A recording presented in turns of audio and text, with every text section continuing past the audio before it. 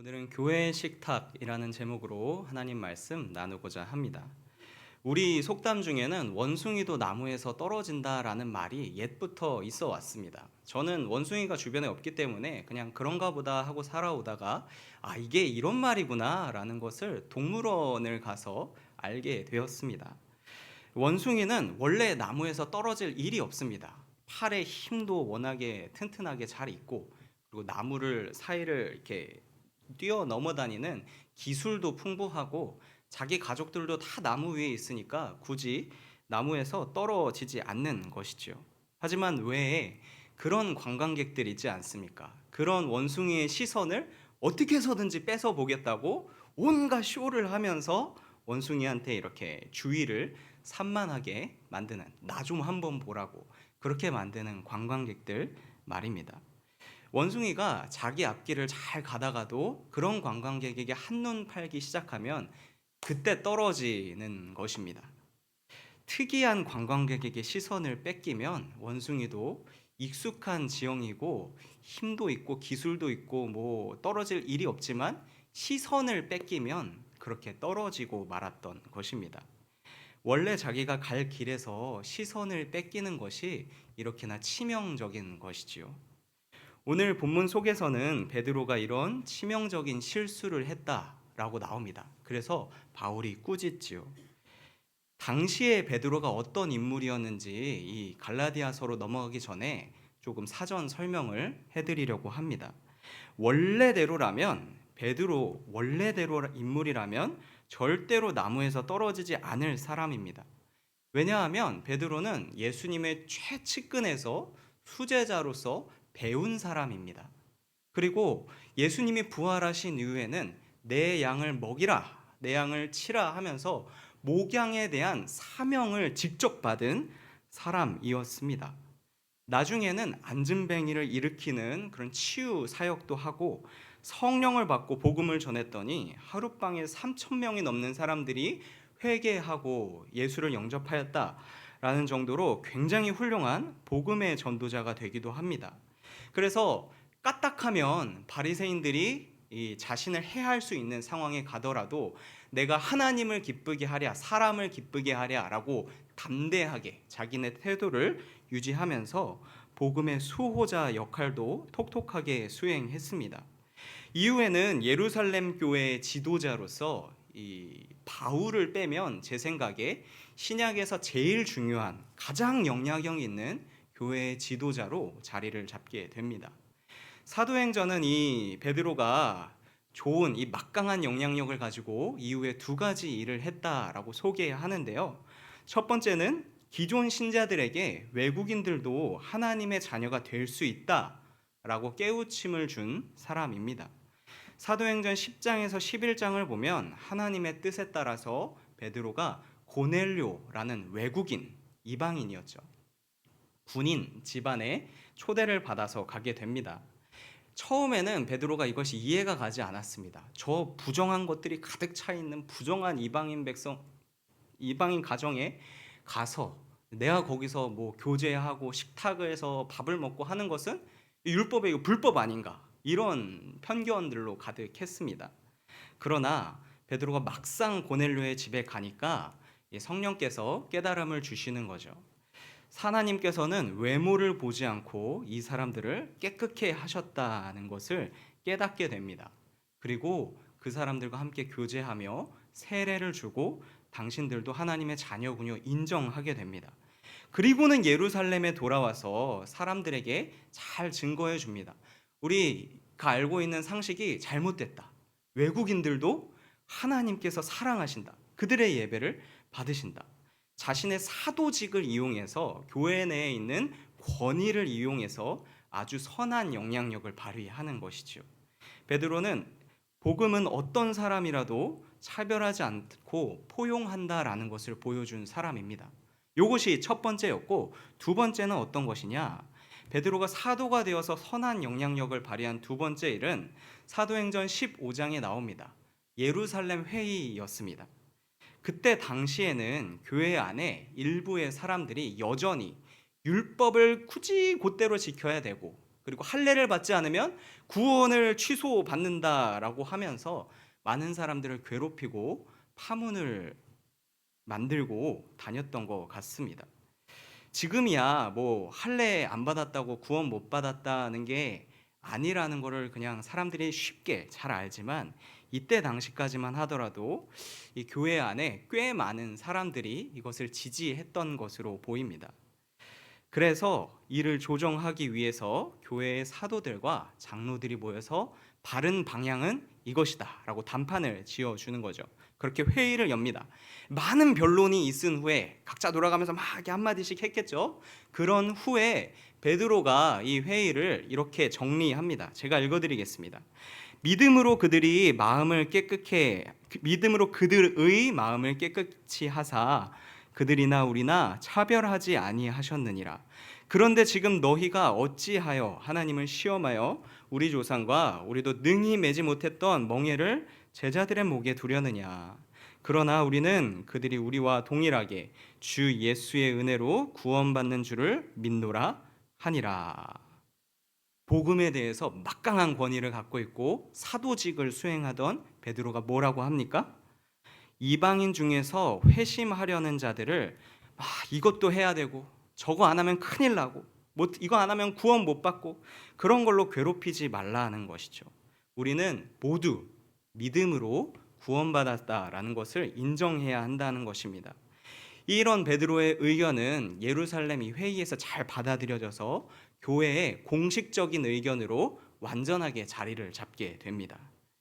베드로는 교회 안에서 사도직이라는 자기 권위를 이용해서 첫 번째로 이방인들, 당시에 저 부정한 사람들 아니냐고, 저 사람들 교회에 있으면 안 된다고 그렇게 깔봤던 약자들도 충분히 구원받고 우리 하늘나라의 형제 자매가 될 수 있다라는 것을 보여주었고요. 두 번째로 그렇게 우리가 믿는 복음이 자유로운 것이다. 자꾸 뭐 못했다고 막 구원 못 받는다 그러고 그런 거에 속박될 필요가 없다. 복음은 자유로운 것이다라는 것을 보여주었습니다. 잘 사람들을 설득하고 규율을 잡아가던 사람이었습니다. 베드로는 이렇게 자기 영향력을 잘 활용하고 가고 있습니다. 그러나 베드로의 이런 노력에도 불구하고 이 성경 곳곳을 보면은 사람들이 그렇게 갑자기 한 번에 회개하고 이제 우리가 그러면 안 되는구나 하고 단번에 돌이키지는 않았던 것 같습니다.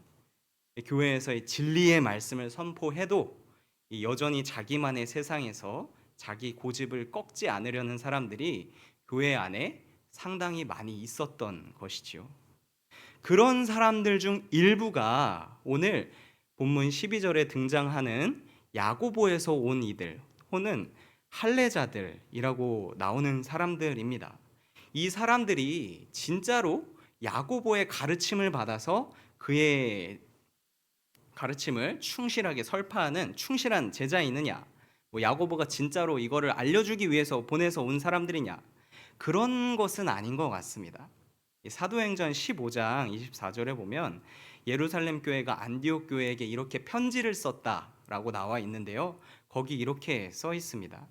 들은즉 우리 가운데서 어떤 사람들이 우리의 지시도 없이 나가서 말로 너희를 괴롭게 하고 마음을 혼란하게 한다 하기로.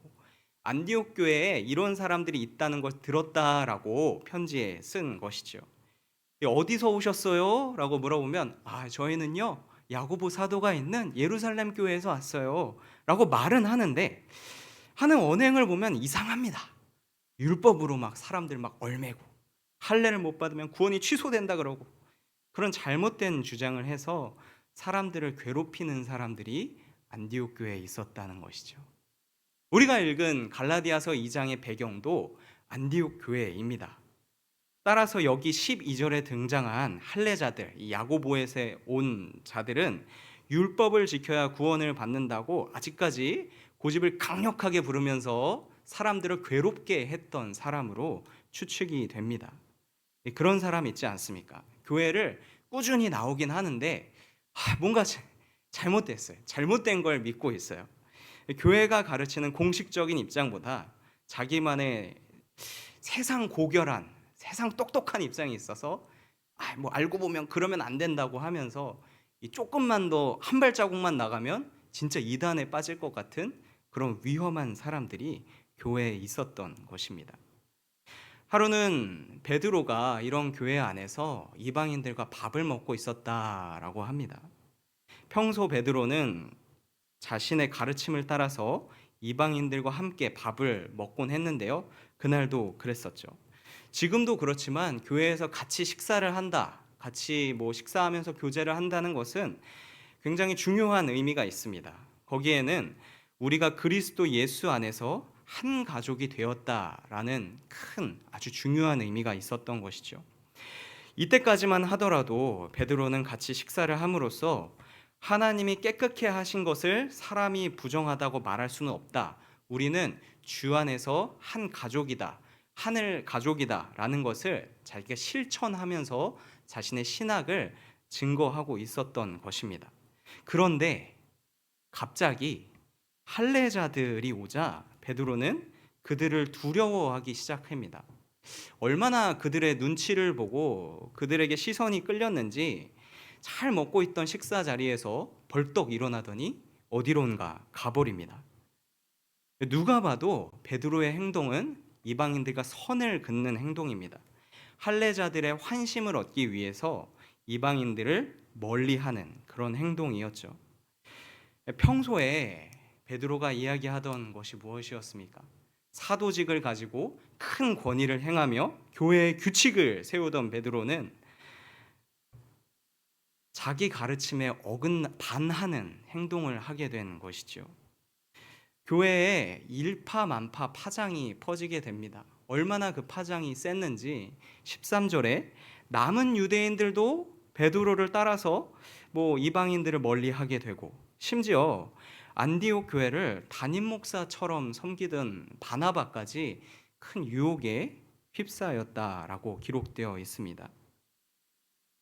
이 베드로가 처음부터 나는 이방인들하고 선을 그어야지, 뭐 이방인들에게 상처를 주어야지 하고 그렇게 악한 마음을 품고 그 자리에서 벌떡 일어난 것은 아니었을 것입니다.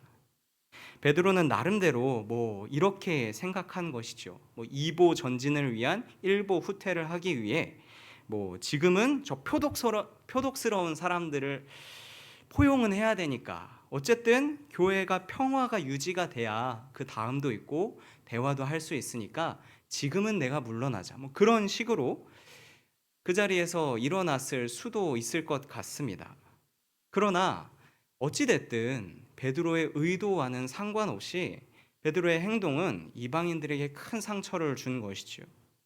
이방인들의 입장에서는 그랬던 것입니다. 당시 분위기 자체가 사람들이 나를 정죄하는 분위기입니다. 이제 나는 예수님이 좋아서 막 교회에 나오기 시작했는데 사람들이 나를 정죄하는 것이죠. 너 뭐 교회 다닌다면서 이것도 안 하고 뭐 예수님 믿는다면서 율법도 안 지키고 뭐 할례도 안 받아. 너가 그러고도 구원을 받을 수 있을 것 같느냐?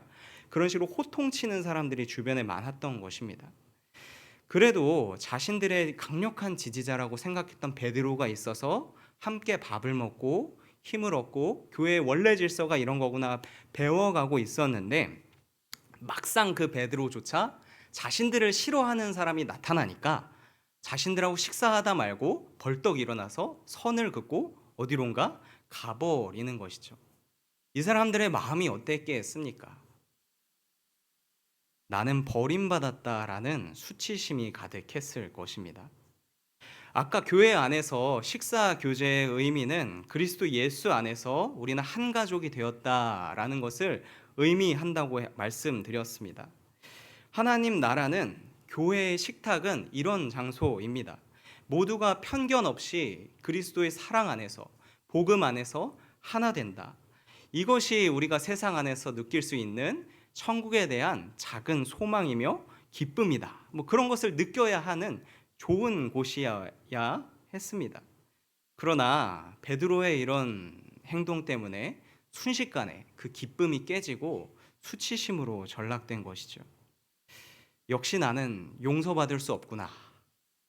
율법 하나 지키지 못하는 나는 교회 안에서 저급한 존재구나. 저들은 나랑 급이 다른 사람들이구나. 내가 예수 믿고서 깨끗하게 되고 이제는 한 가족이 되었다라고 말은 했지만 사실 뭐 이 사람 눈치 보고 저 사람 눈치 보고 하다 보면 실제로는 '내가 너무 주제 넘은 것을 꿈꿨구나.' 이런 상처가 되어서 수치감을 느꼈을 것입니다. 이것을 알게 된 바울은 참지 않았습니다. 모두가 있는 자리에서 공식적으로 베드로를 책망합니다. 어떤 사람은 그냥 이제 베드로의 이런 언행이 잘못되었다라고 말만 하는 게 아니라 정말로 당신은 하나님께 꾸짖음을 받는 큰 자리에 있습니다. 이것을 진중하게 생각하셔야 합니다. 이런 정도로 신학적으로 당신은 잘못되었습니다. 하나님의 입장에서 베드로를 꾸짖는 그런 수준으로 베드로를 책망하지 않았을까라고 생각합니다. 왜냐하면 베드로가 남긴 상처는 단순히 감정적인 것이 아니라 복음의 진리를 훼손하는 행동이었기 때문입니다. 우리 16절에 나와 있는 바와 같이 성도는 모두 그리스도를 믿음으로 의롭게 되었습니다.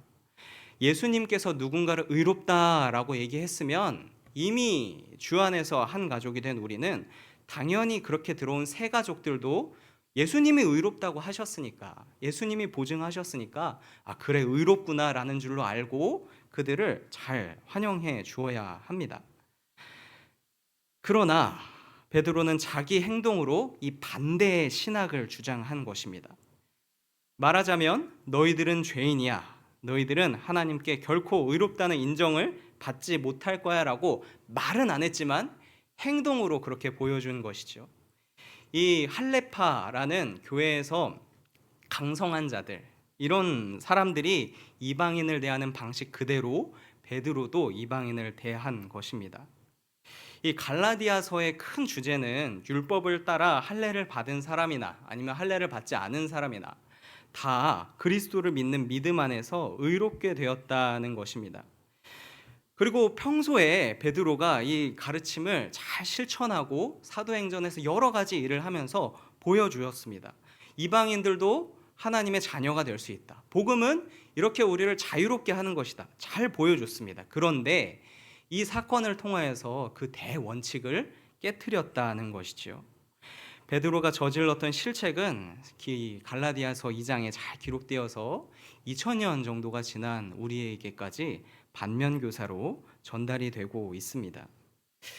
이 사랑하는 성도님들, 저는 이 갈라디아서 말씀을 읽으면서 우리에게 시사하는 바가 두 가지가 있다고 생각합니다.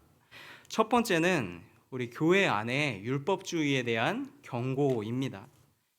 저에게는 약 24개월이 안 된 어린 남자아이가 한 명 있습니다.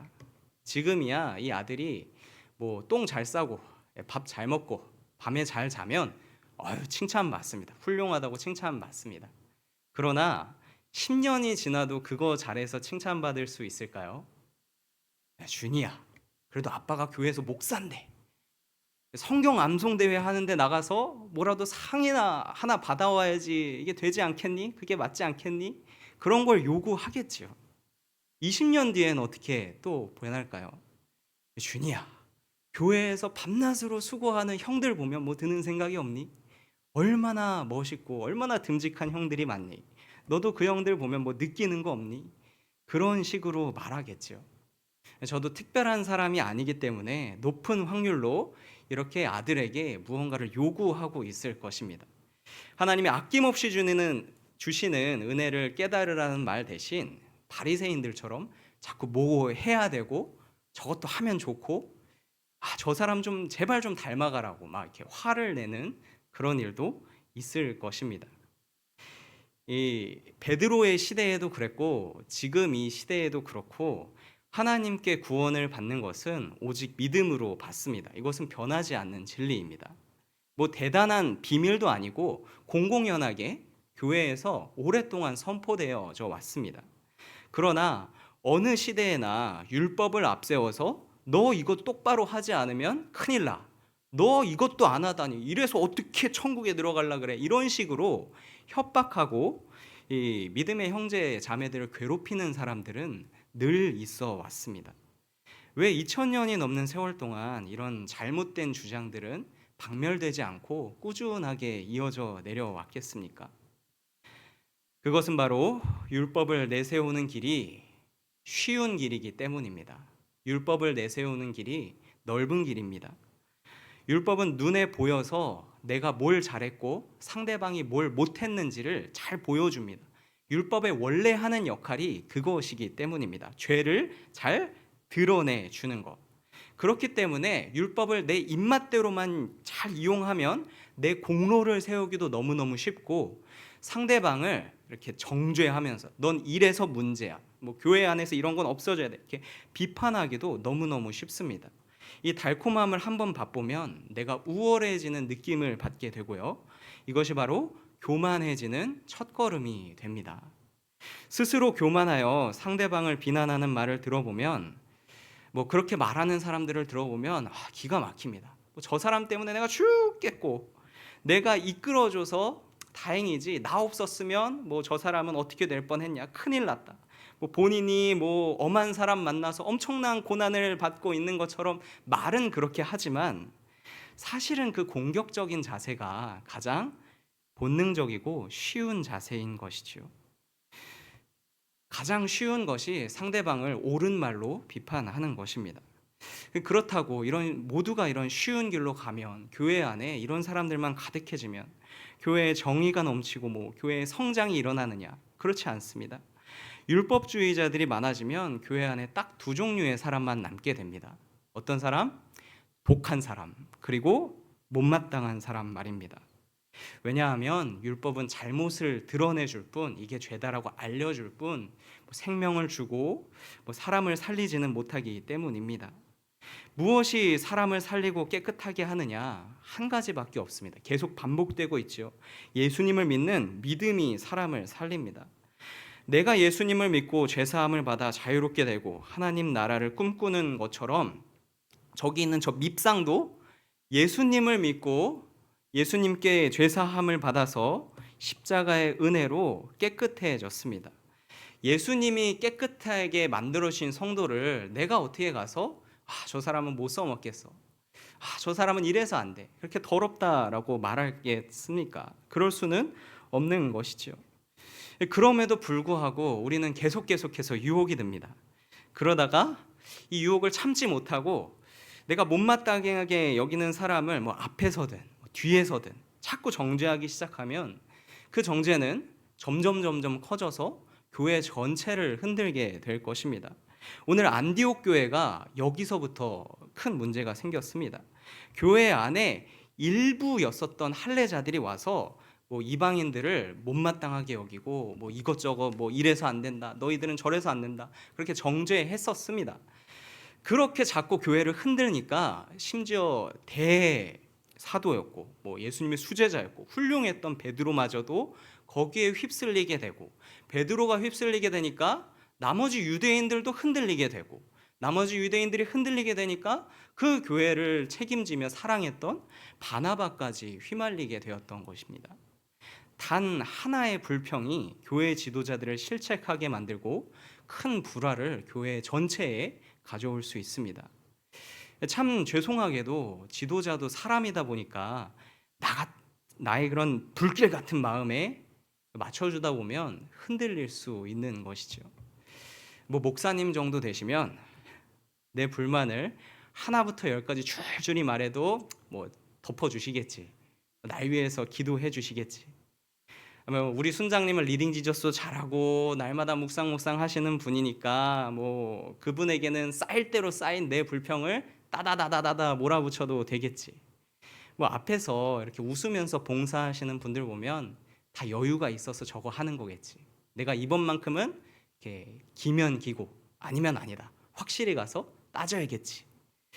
정말 죄송하지만 사람, 목사도 순장도 봉사자들도 사람이기 때문에 그런 거를 자꾸 나누기 시작하다 보면은 넘어질 수 있습니다.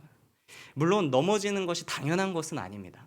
뭐 죄의 유혹을 받고 거기에 휩쓸리고 넘어지는 것이 잘못하는 일이지요. 그렇지만 애초에 내가 가지고 있는 모든 불만들, 내가 낼 수 있는 모든 비판들을 다 받아주실 수 있는 분은 한 분밖에 없습니다. 그것은 우리 주변에 있는 사람이 아니라 우리가 기도로 만나는 예수님입니다. 우리 함께 예수님 믿는 형제 자매들끼리는 서로 으쌰으쌰하면서 지탱해주고 예수님께 기도로 나아가서 그런 마음을 푸는 것이 가장 건강한 방법이 되는 것이지요. 내가 내 마음을 지키지 못하고 자꾸 그것을 하나 둘씩 풀어놓다 보면 교회 전체가 흔들릴 수 있습니다. 우리 그런 굳건한 마음으로 이웃을 향한 정죄를 그치고 그들과 함께 믿음의 한 가족이 되어줘야겠다 결심하고 나가는 성도님들이 되시기를 바랍니다. 우리 본문이 말하고자 하는 두 번째 주제는 사람의 마음을 사기보다는 하나님의 마음을 사야 한다라는 점입니다. 베드로의 평소 언행으로 보건대 베드로는 이방인들을 정죄하고 싶었던 의도가 없었을 것입니다. 아마도 베드로는 교회의 평화를 위해서 아니면 자신을 못마땅하게 여기는 이방인들의 환심을 조금이라도 사기 위해서 이방인들과 잠깐 선을 그었다고 생각했을 것입니다. 그러나 그것이 베드로의 본래 의도와는 다르게 이방인들에겐 하늘 가족에서 추방되는 듯한 큰 상처가 되어 다가왔습니다. 이전까지만 하더라도 베드로는 이거 막는 사람이었습니다. 갈라디아서 2장만 없었으면 베드로는 교회 안에 약자였던 이방인들을 돌보고 그들을 보호하고 그들과 함께 식사하며 그들의 가족이 되어주려고 했던 너무너무 중요한 사람이었습니다. 그러나 원숭이가 나무에서 떨어지듯이 오늘 베드로도 자기 전문 분야에서 실수합니다.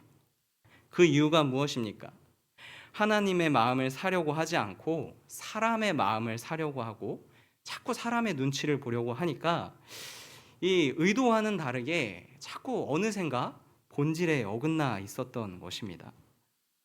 그러므로 우리의 선택은 늘 복음에 저촉되지는 않았는지 먼저 점검하면서 내가 지금 이 하는 말들이 하나님께서 기뻐하시는 말들인가?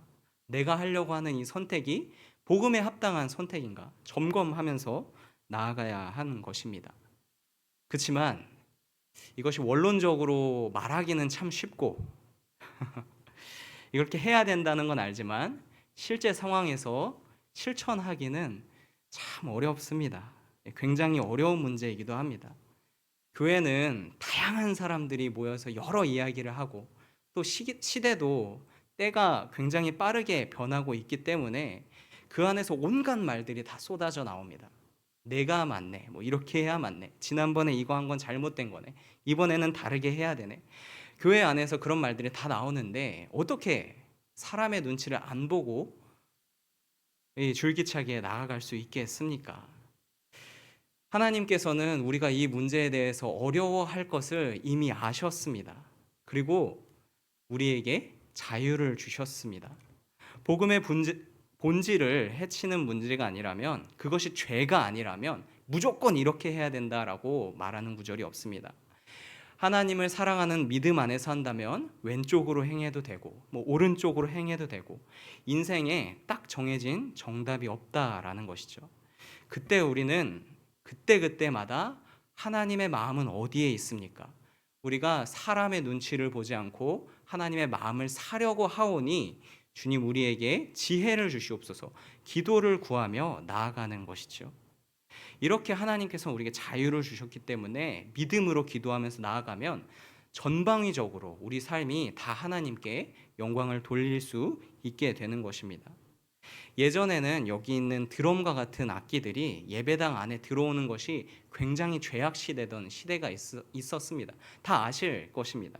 거룩한 찬양을 부르는데 어떻게 세속적인 기교를 넣을 수 있느냐며 목숨 걸고 그냥 이 드럼을 교회 안으로 들어오는 것을 막았던 분들이 계셨습니다.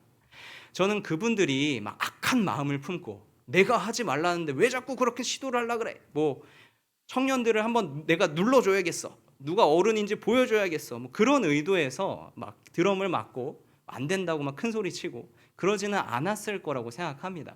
의도는 분명히 좋은 의도였을 겁니다. 걱정이 됐겠죠. 찬양을 하면서 하나님을 생각해야 되는데 그냥 좋다고 그냥 기쁜 마음에 취해가지고 찬양이고 하나님이고 다 잃어버리면 어떡하나, 그런 경건한 걱정이 그분의 마음속에 들었겠지요. 그러다가 시대가 변하고 서로 이해하려고 한번 노력해 보고, 그래 내가 너의 말을 한번 믿어 볼게 하면서 교회도 한번, 드럼도 한번 교회 안에 들어와서 해보고 서로의 공감대가 짙어지면서 결국 우리는 이렇게 드럼을 통하여서 하나님께 영광 돌릴 수 있다라는 것을 배우지 않았습니까? 이런 예시는 교회 안에서 굉장히 많이 있습니다. 서로 뭐 너는 이래서 문제다, 저게 들어오면 안 된다, 뭐 죄악시하던 영역이 성령 안에서 하나 되면서 평화를 이루는 것 말입니다. 죄가 아니라면 우리는 무엇을 하든 그 안에서 충분히 자유롭게 하면서 하나님께 영광 돌릴 수 있습니다. 단 그 안에서 놓치지 않아야 하는 것은 우리는 하나님의 마음을 사야 한다는 것입니다. 자칫하면 스트레스가 높고 여기서 이런 말하고 저기 저런 말하고 거기 사람의 눈치에 휩쓸리다 보면 좋은 것이 좋은 것이지라는 거짓 평화에 넘어가기가 쉽습니다. 그래서 아무리 좋은 의도로 시행한 일이라도 결국에는 하나님의 눈치를 보지 않다 보면 이렇게 베드로처럼 책망받는 일이 될 수 있다는 것이죠. 우리 매일 기도와 말씀으로 마음의 우선순위를 확고히 함으로 책망받지 않고 하나님께 칭찬받으며 삶의 전방위적으로 하나님께 영광 돌리는 성도님들이 되시기를 축복합니다. 우리